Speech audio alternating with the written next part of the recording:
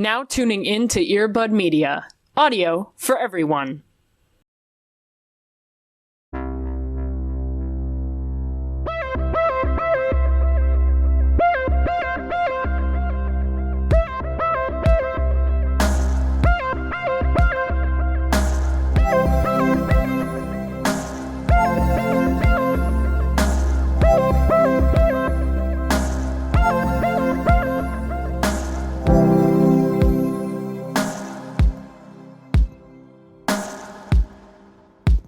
I didn't get a chance to talk to you about this week, and it makes sense if you were probably, like, dying. Sure. But how do you feel about Phil's prediction? Oh, Mr. Our Phil. Oracle. Our Oracle, Puxatawny Phil. Listen, I saw a lot of slander on Twitter this week.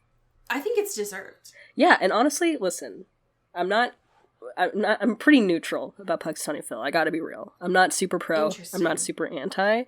However, I saw a lot of shit talking, being like, oh, did you know him and his fucking family only have a success rate of like 39% over the history of they've been doing this? And I was like, damn, it's not great. It's not great. It's not good. It's not a good rate. Especially when you have two options. Right. You would hope it'd be a little bit closer to 50-50. Sure, you would think, yeah. And I trust oracles. I think that it's very... Sure. It's not surprising. It's a respected position, yeah. Right, that we would have one form of divination across our country when everything else is being demonized. Right. But you gotta be better than that. Right. Like, put a little juice into it. It's like, oh, early spring? Yeah, bud, go outside. Global warming is here, baby. Like, what are you talking about? It's been like 50 degrees for months, and it's scary. Literally. So I've had my window open this week. Yeah. It's been, like, balmy. I've had the fan on several times. Fuck. So, like, what's up, man? Yeah, and it's February, which, like, for us, this is when we get surprise snow. Like, This is the reminder that it's winter. So, Phil, you should just say early spring from now on. Like, you'll be correct. Right, yeah, the odds are almost always in your favor on that one, bud. But 39, bud? Yeah, not looking too great, man. It's not a great, You're scary and bad? Right. No. You gotta choose. You gotta either be good at your job and scary. Right. Or not scary. Yeah, pick a struggle. Are you going to be the personality hire or not? Like, literally. I did see tweets though from people who are like sports fans, and they're like, well, in baseball, even an ROI like that will get you like a multi-million-dollar career. So honestly, fucking slay. And I'm like, you know what? Okay. Fair enough. Well, okay. They're not wrong. Right. But Phil, I mean, there's a lot of other options when you're hitting. Sure. Other than hit or no hit. Right. Like on paper, no. But there are multiple options. Sure, yeah. There's more variables. I would respect his ROI a little bit more if he was also a baseball player in the off season of his Oracle duties. That'd be right. Because like, what's his job after this? You know what I mean? Like, not to say you have to be tied to labor, right? However, if your one thing is being the guy to tell us whether it's winter or spring, and you got one day, you got 1 day, you have 10 minutes, right? That's your time to work. Literally. That's when you're putting in work on the clock, right? And you're like, oh, shadow or no shadow? Am I scared or not scared? And that's it? What do you do after that? It's just embarrassing because Santa has also 1 day to perform. Sure. And he does it. Right. You know? Yeah. And he's also, in most interpretations, not scary. Right. Puxatawny Phil, bad at job and scary. Right. So what do? Get it back. Stop. Yeah. This is why people are hating on divination. Sure. Be better. Giving it a bad name, for sure. It just, I don't like it. It scares me, and I don't like the idea that someone could get rabies. Like, I don't, Right. I'm surprised that more people have not gotten rabies from this. From his family, his lineage? From his lineage. Yeah. That's the percentage I want to know. Yeah, for real. Welcome to Into Twilight. Hello. Hey. Where we talk about other kinds of cryptids. Yeah. For those of you who have shared this with your friends and family, just a reminder. Oh, my cat producer is screaming. She's like, get to the log line. We talk about things that are mostly vampires and adjacent and are gay. Those are our 2 jobs here. Welcome. So, hello. We're glad that you're here. Take a seat. Hey. We have important things to discuss today. We brought the council together to talk about some really important things. Yeah. How are you? I'm alive, which is great. Good. I have been under the illness, TM, for the last few days. I'm on the other side. I am double fisting ginger ale and green tea, so I think both of those, I'm just gonna waterboard the sickness out of me, you know what I mean? Right, just really, with the sickness. Yeah. Right, just really showing what's up. I want to talk about receipts, screenshots, timelines, fucking everything, okay? I'm welcome. I need to talk about Real Housewives of Salt Lake City. All right. Okay, I'm here. I'm seated. Let's go. I know you were on your housewife journey.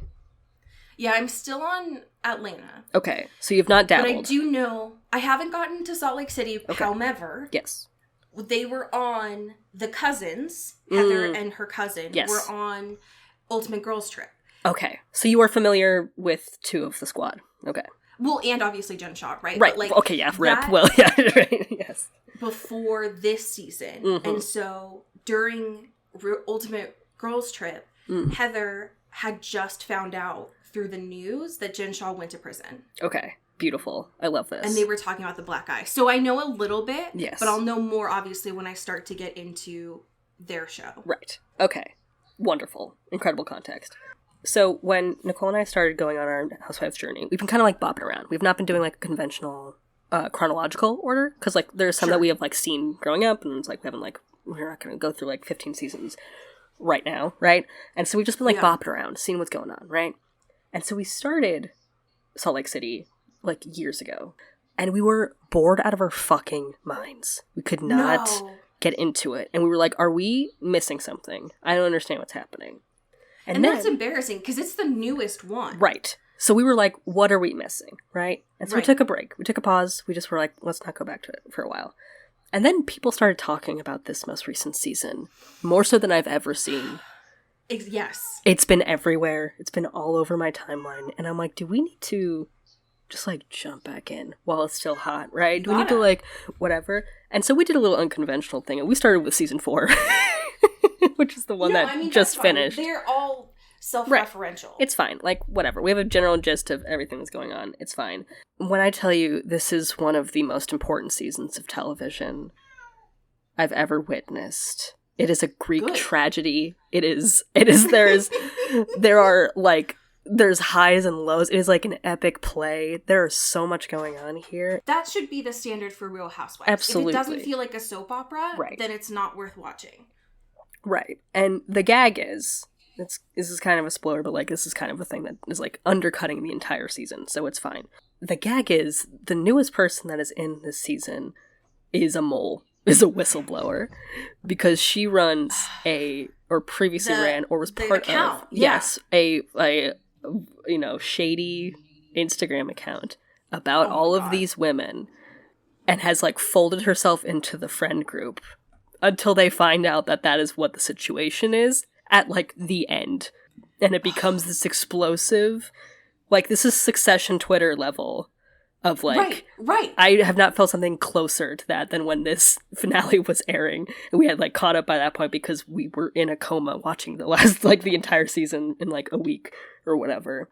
I know that I have altered my algorithm so it knows to feed me Real Housewives content. Yeah. But I was seeing it across every platform that people were talking about this finale. Like it changed lives. It's like, it's the Last Supper of, this is like, there's like, it is beautiful.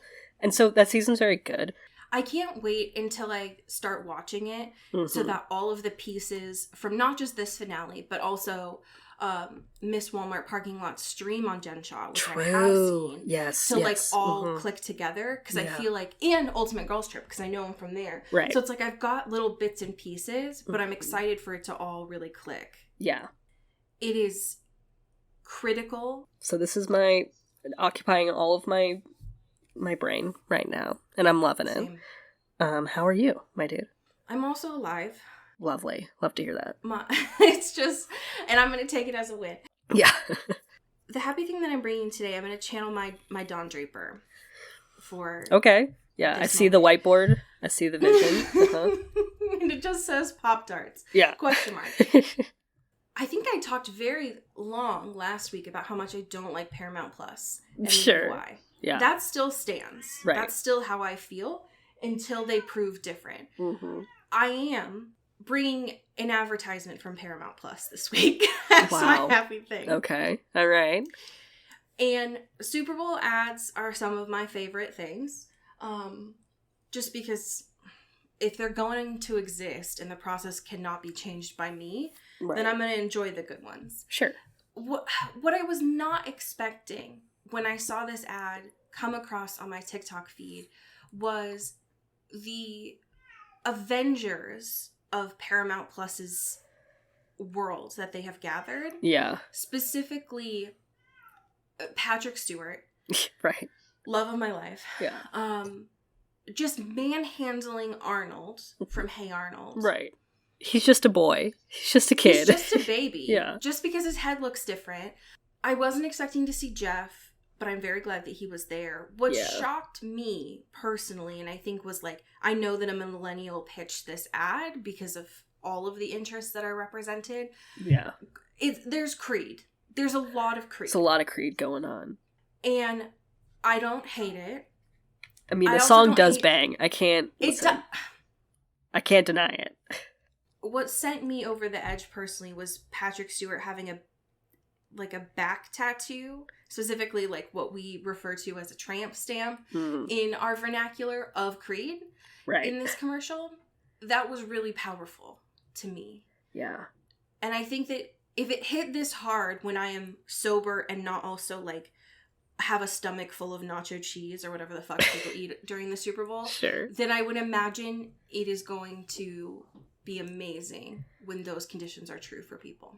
There's so much going on here. It does make me scared of how one thing owns so many of those things, but it's terrifying. But it is fun to see them sing and dance a little bit, even if it is just objectively terrifying. I have a movie to bring to you for our current events this week, friends. Let's go. It is related to our content. It's about vampires. Right. And it came across our Twitter feed nonetheless, so they know that we're looking for vampire content. The movie in question that is coming out this year is Abigail. Okay. It is supposedly about vampires. Right. A ballerina vampire, nonetheless. Right. Crucially, famously. So, interesting. My interest is piqued. And then there's the cast. Though it is worth spending a moment on. Yes. Because this feels like the movies are back.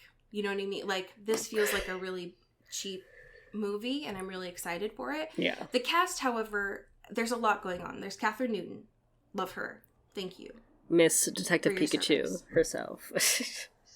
I love to see folks who were on Supernatural really, like, get going and doing amazing things. So thank you for that. Yeah. What I was not expecting when I went onto the IMDb to look at the cast is Dan Stevens. Yeah. I'm scared about that. And then, like, that in itself, weird that they're going to be paired in there. There's Giancarlo Esposito, who I know from The Mandalorian. Yes, sure.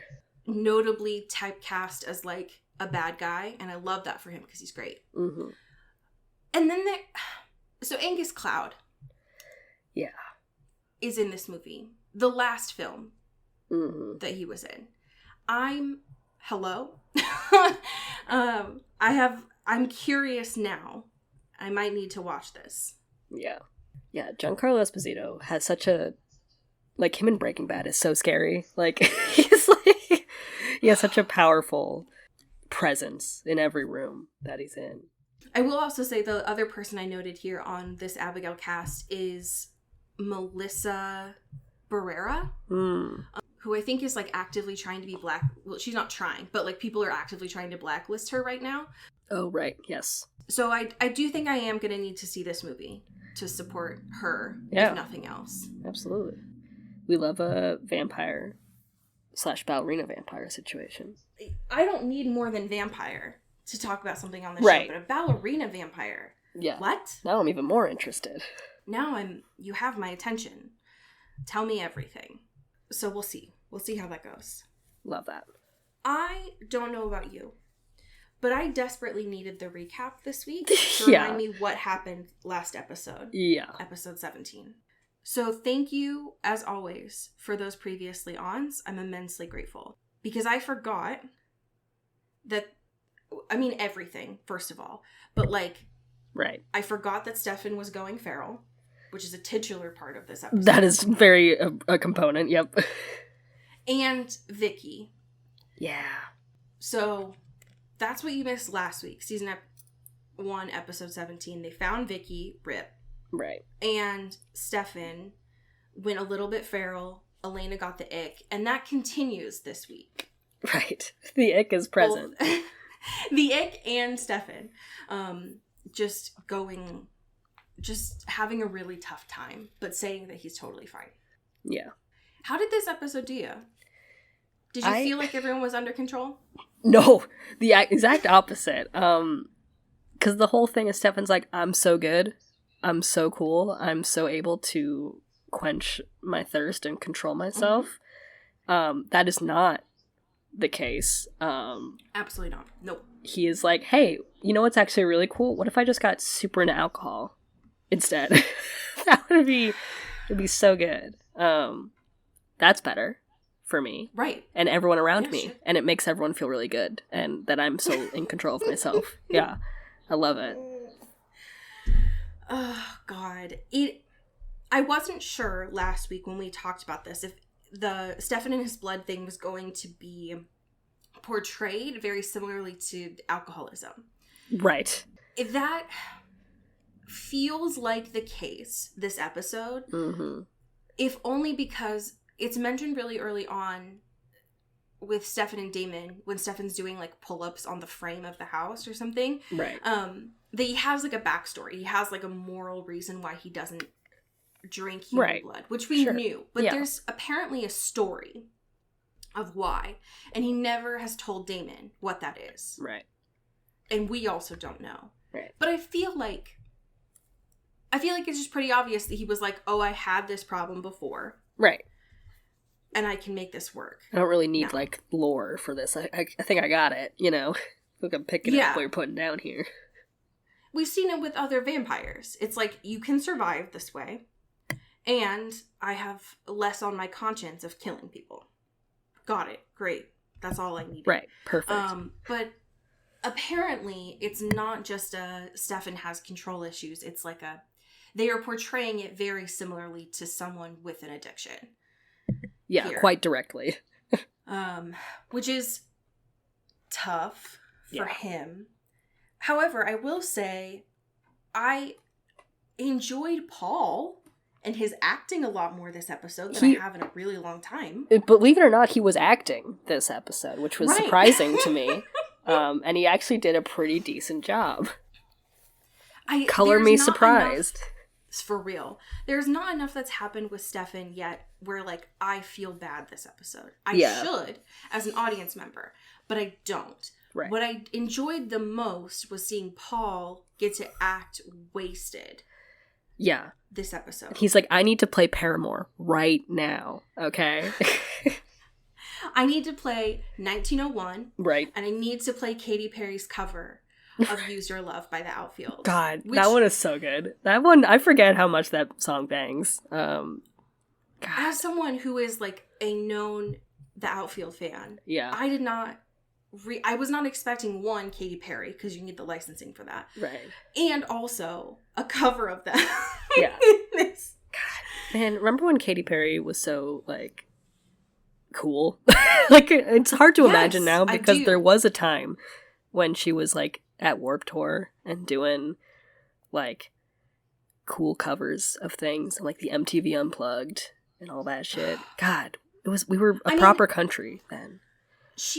It was a proper country because I don't know a single queer person who doesn't have a canon event of listening to I Kissed a Girl in some shape or form. Sure, yeah. And also, like, Katy Perry, I mean, Teenage Dream still slaps. Absolutely, yeah.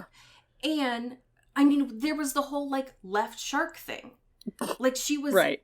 That was she was everywhere. Yeah. For a while. Yeah. And it just shocks me sometimes when they just play songs from her, because it's like, this isn't Glee, so I don't know what I'm doing here. Right. What's going on? I also was not expecting to hear 1901, just because I associate that with a very specific time of high school, which is thematically appropriate for when this came out. Right. But nonetheless. Yeah, still a jump scare, for sure. Yep. I never choose to play that song. It's just either on or Spotify decides to play. Like, it'll just happen on its own. Yeah. Which is unfortunate. One of the things I do remember us talking about last week was not knowing where this season was going to go and end up. Right. I think that was the perfect time to bring that up, because I feel like my question has been answered this episode. Yeah. All right, we're figuring it out. We're putting the pieces together. Of John. Yeah. Who I know from Once Upon a Time, which is unfortunate. Right. And I look at him and I'm like, you're bad, which is, he's good at it. Right. I'll say that. But there's... Oh my god, iZombie. Do you remember iZombie? I could never forget about iZombie. Wow. And he was in everything too. Like, he's been in an episode of Charmed. He's been in Grey's. Like, this guy's in everything. He's had a very solid career of dabbling in shit, which I love. I hate this man. Yeah. Not the actor. I just hate this character. He's a piece of shit. Yeah. Not a fan. But I'm intrigued. Right. Because now things are now we have interest.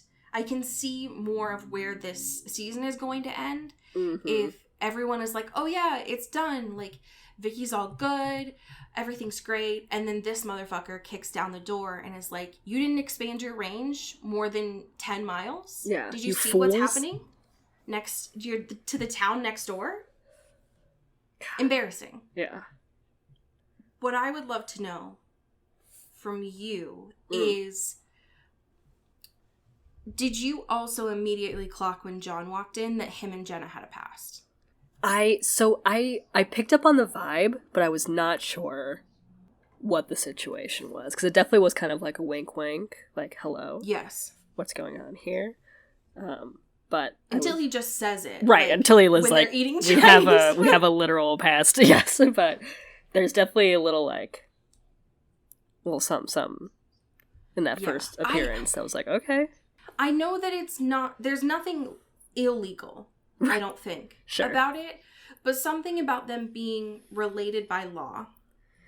Right. He's Elena's, I'm going to say, he's Jeremy's dad's brother, his uncle. Right. On his paternal side. Right. And Jenna is his aunt on his maternal side. Mm-hmm. I feel like that shouldn't be allowed. Right. Yeah. I don't like that. Not a fan of that. I don't like it. Yeah. I love too that Jeremy and Elena were like, oh god, this uncle's a piece of shit. I forgot about how much I hate this guy. This dude. It's like, damn, okay. Because there's always one. And so far, their family, even though, I can't speak ill of the dead. We don't have any reason to speak ill of the dead. Sure. Of their parents. Has been fairly fine. They seem like they've been like a loving family. And then we get John, who's a piece of shit. And I really appreciate that vibe change. Right. That representation's important, It is. It's very important. Especially when... And I should know this because we're talking about like founding families, so they're all rich. Right. I think I just forget sometimes because John comes in, he's like, you can't sell my brother's office. I'm the estate trustee. And it's like, what are these words right now? Right. You're in a different tax bracket than I am. Yeah. But he knows everything. He would be running the shady Instagram account now. Right. He would be the whistleblower. Yes. He gives off a lot of like, oh, this is A. Yes. And I like that energy. Absolutely. I'm scared about him. I don't like it. But I'm interested from a plot perspective. Right. That he like comes in as this like golden child immediately with the founding family. And they're like, oh yeah, all these founding families, we love you. Come ring this bell that probably shouldn't be touched. Right. This old dusty bell that hasn't been rung in years. Yeah. I love too that throughout all of this, Damon is like in his like founders council era. He's like, ooh, everyone loves me now. I'm part of this. I'm on the inside. Yes. I'm getting in here. I'm making my moves. Nobody thinks I'm suspicious. He would be doing a great job on the Traitors. Yes, absolutely. Yeah. Because everyone, like Liz, the sheriff, still trusts him. Right. Gives hot goss to him. And then John immediately comes in and is like, I clocked you. You're a vampire. I know all about this. And I also know about your history of, like, from when this town was founded. Right.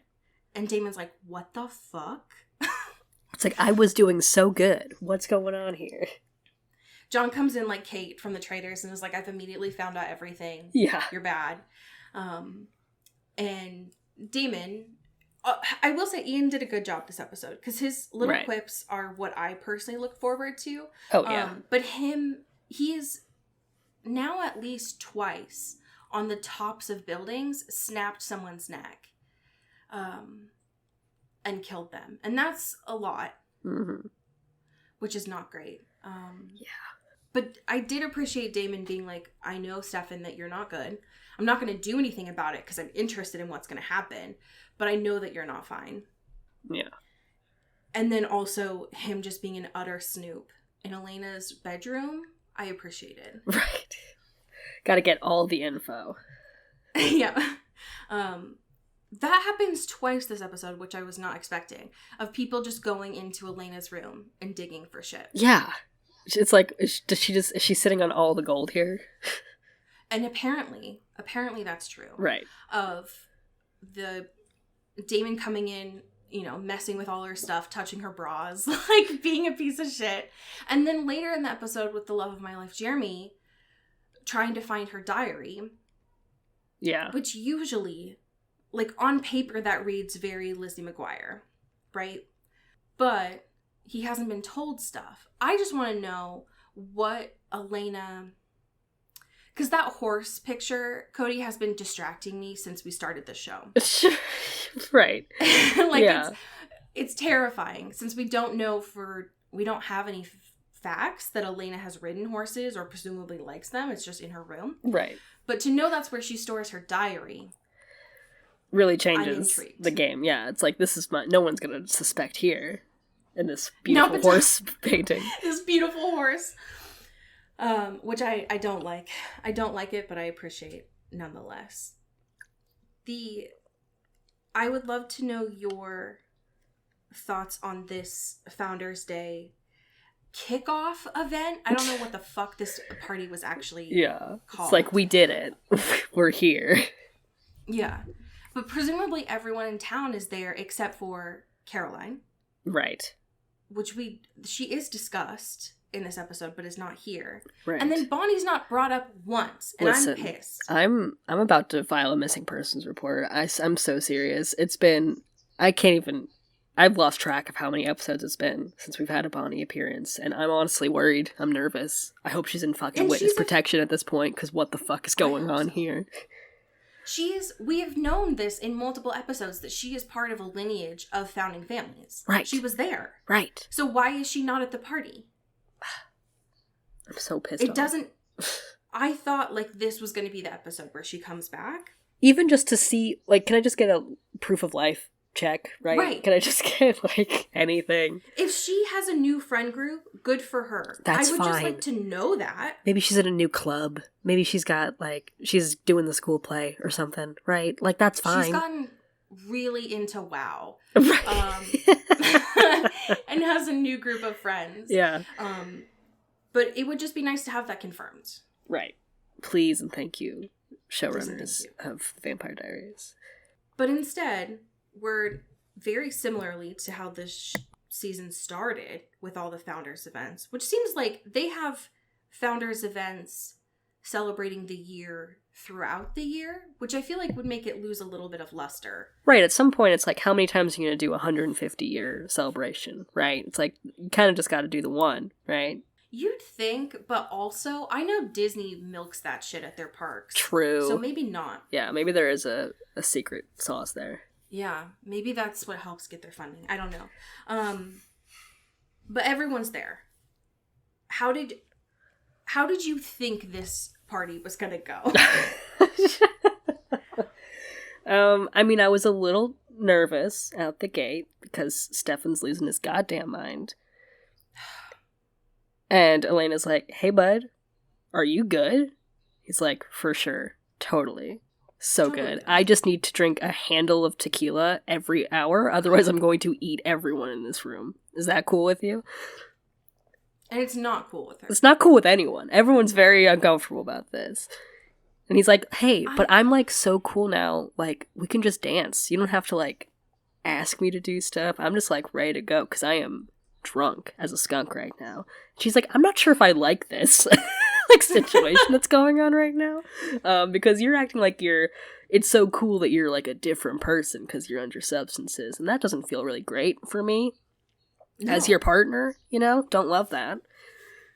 And he's like, don't worry, babe, let me just change the music and compel someone, and then we can really dance and have fun. And it's like, this sucks. This is no good.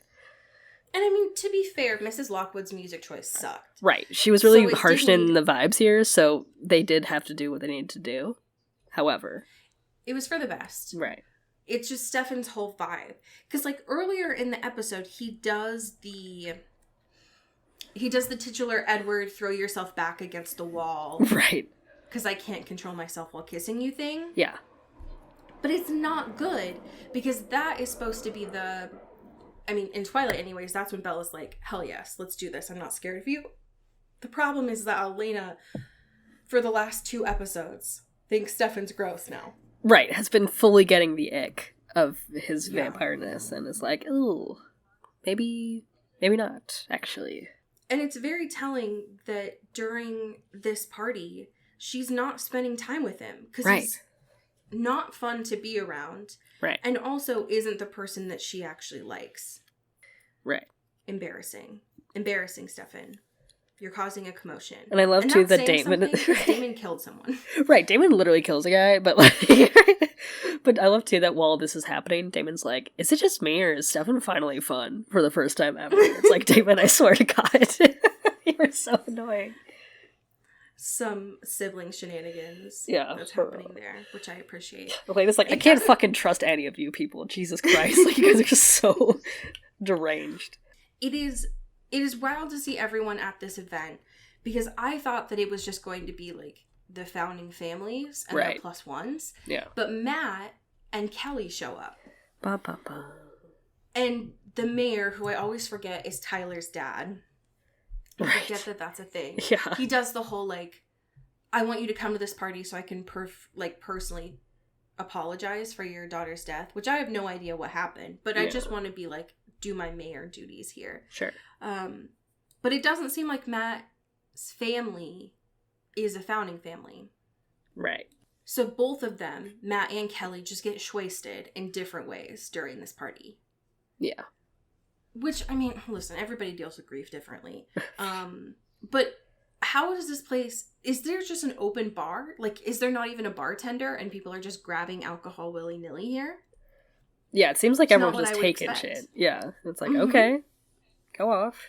It is unjust that we have an episode without Caroline, without Bonnie, with Tyler. And he has a lot in this episode. Yeah, Tyler is so present here. It was very shocking. Because I thought we were like, this guy is not really here. This guy's just, like, around. Yeah. Didn't think he was going to be important. He has, like, important stuff. And I will say that I was pleasantly surprised that him and Jer were able to, like, share a doob. Right. Squash their beef a little bit, yeah. And be like, okay, we're chill. It's fine. Which I'm grateful for. I don't need them to be friends, but I would rather someone just not bothering Jeremy anymore. Right. So that's nice. I appreciated Tyler finally owning up to the fact that he was a douche. Right. It would have been better while Vicky was still alive. Right. Would have appreciated that, but you know what? Say la vie, I guess. Right. What I wasn't expecting, though, that his way of coping with Vicky's death was like, I'll just make out with another person from your family. And just chill with your mom. Right. How's that? Isn't that cool? That's a fair trade. That's a fair trade, right? Jesus. I don't... And I wasn't sure why we still had Kelly. Yeah. It made sense last episode with Vicky being there. I was like, okay, I get you. I get what's going on. But I do hope, even though the scene was really sad, I do hope that she leaves after this episode when Matt, like, kicks her out. Right. Like, takes it as a, like, get out of jail free card. Like, just leave. Right. Like, do anything else. Go anywhere.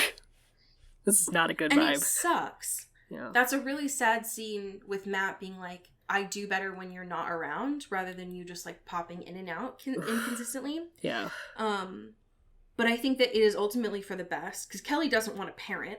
Right. And Matt is effectively has been emancipated for a long time here. Yeah. But to see that, and, like, I mean, we also get Tyler's getting smacked around by his dad, which I hate when that happens. Yeah. But there's just a lot of, like, bad parents this episode, which is unfortunate. Yeah.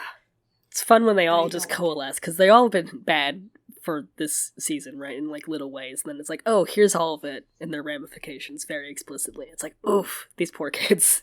That reminds me, too. So we get Jenna this episode. Right. And we also get Jenna and Rick. They see each other at this party. Here's the thing about Jenna that effectively puts her in the bad parent corner for me. Right. And that's saying a lot. A space that she's often in, by the way, but yes. There is a moment at the party when she sees Rick and is like, I haven't seen you in a while. And Rick, so conspicuously, looks over at Elena. And they have this eye contact moment. Yeah. And Jenna doesn't clock it at all. Miss Ma'am. Jenna. I'm begging you to be at least a little bit of alert of anything. That is because without context, right, which Jenna does not have, right, that eye contact should have put her on red alert. Right. Because if I was her in that situation, I would be like, oh, hey, you're the same history teacher that my nephew has been spending a lot of time with. Right. And now you're making eyes at my niece, too. Why are you trying to, like, hang out with them separately? Like, that should have been a red flag for her. But she didn't even notice the eye contact. Right. At all. I'm so exhausted with her, I swear. It's embarrassing, Jenna. And I want more from you. Just a little bit of observance. Right. That'd be great. And I get it. It's hard. This is not... You did not sign up for this. You had to do this. No. But, like, can you just give, like, 5% of a fuck about these minors that are in your control? There's just no... She's way too trusting, and it stresses me out. Right. That she is just like that as a person. Yeah, it's like, this is fine. I don't like it, and I don't think it's good. I think this was new for this episode, where we found out that the story of the innocents burned in the church was actually fake. I think that was the first time. That seemed new to me. It was like, okay, this is like, this whole thing we've been talking about, okay. And it, like, at least having it be confirmed. Because when we first heard that story, it's like, damn, that's wild. Right. And then we found out, like, there was that tomb, right, which is all vampires. And they were already that way. Yeah. But to now get confirmation from John that, like, they were all... And we had seen Catherine get caught a couple episodes ago. But to see them now, that John's like, oh yeah, well, you know the real story. We were burning vampires. But is important. Yeah. Context. It's like, okay. That changes things a little bit. Where do you think John gets all of his information from? I thought you were going to be like, where do you think he gets off? This guy's fucking I mean, real. That too. But, like, he supposedly hasn't been back to Mystic Falls in a year or so since his brother died and was at the funeral. Right. But he knows, like, minute shit that's happening. Yeah, like, very intense details. And so now I need to know, do we have a gossip girl? Right, yeah. Going on? Does he have a little friend that's feeding him information? Or has he just been, like, Skyping into the council meetings this whole time? True, yeah. Maybe he's just a concerned citizen And he just, like, shows up to all those, like, virtual meetings and stuff. Because there was a lot of stuff that he just, like, knows, which naturally scares Damon a lot. Right. But logistically, I would like to know how right. he got that information. right. Just as, like, a level setting. Would love to know that. Yes. I would like to know your thoughts on Jer this episode. God, it makes me so sad. I hurt for him daily. Yeah, I don't know how much more of this I can take. You know what I mean? Like, it is. What I can't figure out now is his endgame. Of if they're actually going to keep him a human or not. Yeah.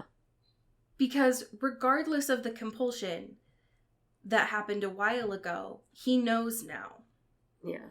And he's known for a while. Right. But, like, is getting confirmation from Elena that there was stuff that hadn't been told to him, that she also knows, and that they're just, the two of them aren't talking to each other about it.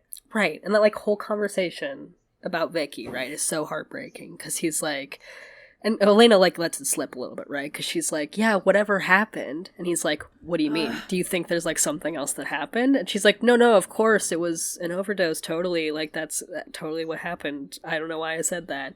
He's like, motherfucker, like, we're siblings. Can we just, like, this person was very important to me, and I know there's some fucky shit going on with you.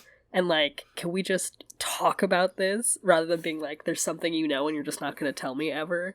And then she continues to do that. Around it. Right. When they walked around the water. Yeah.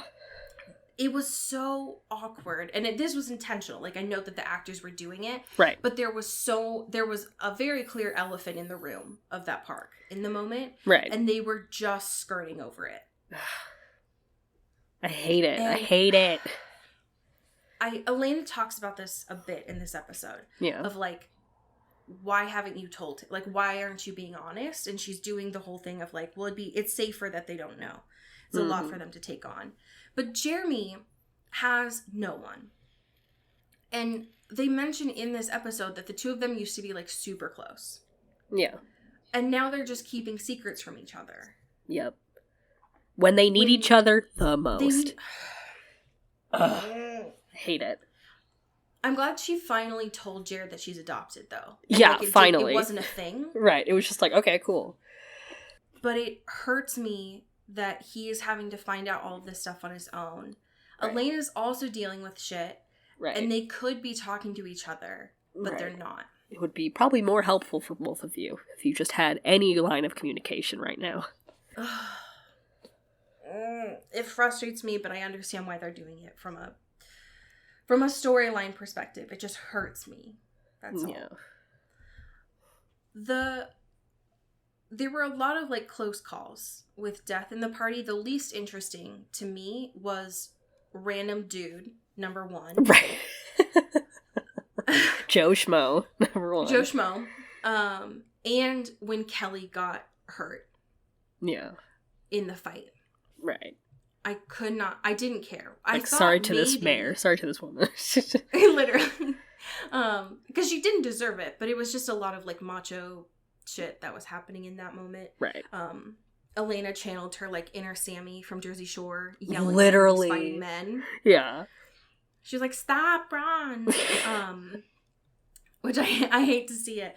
But it's wild to me that if the founding families have known about this shit for a really long time, are supposed to be, like, to have some discernment, that they can't clock these bodies that are just lying about in this home.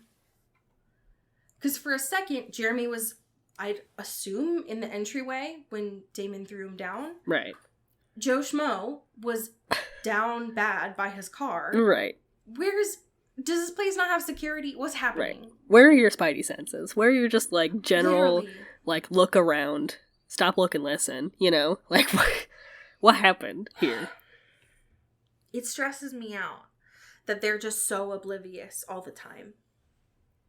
But, I mean, good for them, I guess. Maybe they're not as worried as they act like it. They are. Yeah. Which is unfortunate. The what I'm unsure about, and I want to get your thoughts on, is like, now it seems like we have a big bad. Like, John is going to be the one who ends this season. Right. What I'm unclear about is Stefan going to get his shit together, or is he going to be, like, out of commission? Right. Based on how this episode ends. And are they even going to bring Bonnie back? Right. For the end of this? Are we even going to see her again until season 2? That's a great question. John mentions all kinds of shit. Like, he knows about Catherine. Right. He gave that ring to Isabel. He's been, like, masterminding all of this. Yeah. Which is freaking everyone out naturally. But it's like, hello. Is he in cahoots with Pearl? Like, right. Or is this all a thing of, like, Isabel has been doing this? Like, I'm not sure how they are going to end this season. Yeah. And also with the whole, because, like, the end of this, right? It's like, Stefan comes home, Damon's chilling with his little glass of blood. It's like, hey, buddy, you're looking really rough, right? You're looking real bad. I'm gonna go take a little snooze and maybe leave this little glass here. You to do whatever you want with it. Wink, wink.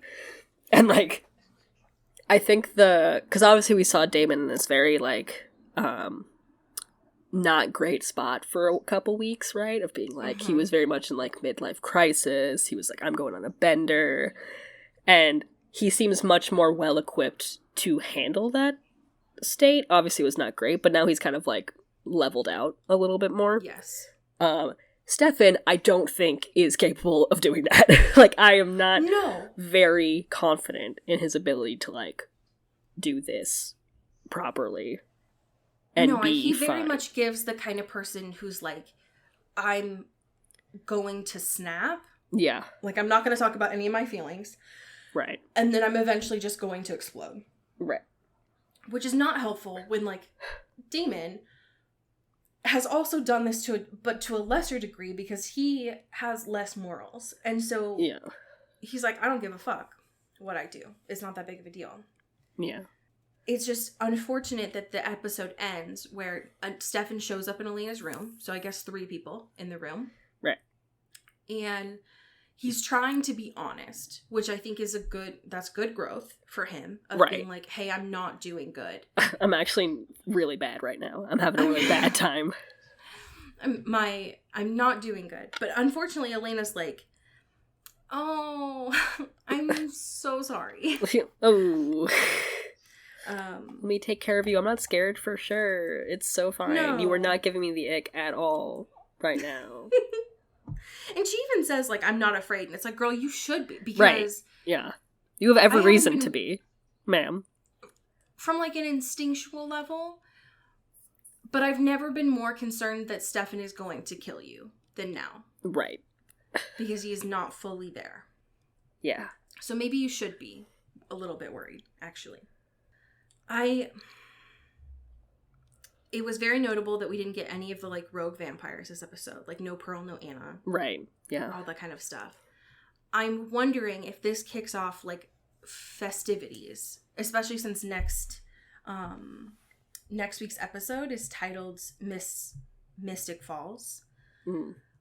What... If there's this, like, big hoorah of people, how the...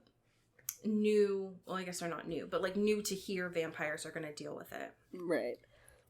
But I'm nervous about how this is going to go. Oof. I'm curious, but I swan to John, if we don't get Bonnie back by the end of the season, then what's the point? Yeah, I'm going to make frickin' lose it, y'all. I swear. Watch. I wish you would. How did these... So... Episode 19, I put the preview photo in here. How does that... I also put a bonus one because I thought it was fucking hilarious. Dude, Stefan looks so bad. Like, he looks so rough, too, at the end of this. Like, he's been looking bad, but, like, that last scene where he's just, like, his face is fully just, like, morphing into something else. He's like, hey, bud, are you good? The answer is no, but he looks rough. And, like, apparently hasn't been going to school and shit. Right. Like, he's hardcore struggling. Yeah. But this photo of him, presumably in what looks like formal wear. Yeah. How about you don't go to another Founders event and cause a scene, Stefan? Right. How about we just stay home? You know? You got, like, a lot of cool stuff to do in your house. It's a nice big place. You can just chill out. You know? Yeah, you don't need to go to a pageant. Right, yeah. Right. To keep up appearances when it seems like your brother is doing just fine. Right. So I'm curious by the fact that Damon and Elena are dancing in this. Hello. Where that is going to go. Yeah. I'm curious. Since they did have a little bit of eyes this episode, but not as much as it has been in the past. Mm. So I'm curious, but also nervous. We have some amazing patrons to thank. Do you want to start us off? Absolutely. Thank you to Sean Salvatore. Ooh, thank you to Megan Pattinson. Pew, pew. Thank you to Katya Karp. Ooh, thank you to Ashlyn Vogel. Ow. Thank you to Maddie Facinelli. Ooh, thank you to Genevieve Morgan. Pew, pew. Thank you to Danielle Burke. Ooh, thank you to Sophia Salinger. Ooh. Thank you to Dan Zeklos. Ooh, and last but certainly not least, thank you to Emily Ozera. Pew, pew, pew. So I didn't realize until watching this week that last week's fanfiction was a little bit of a spoiler. Oop. But that's fine. Oopsie.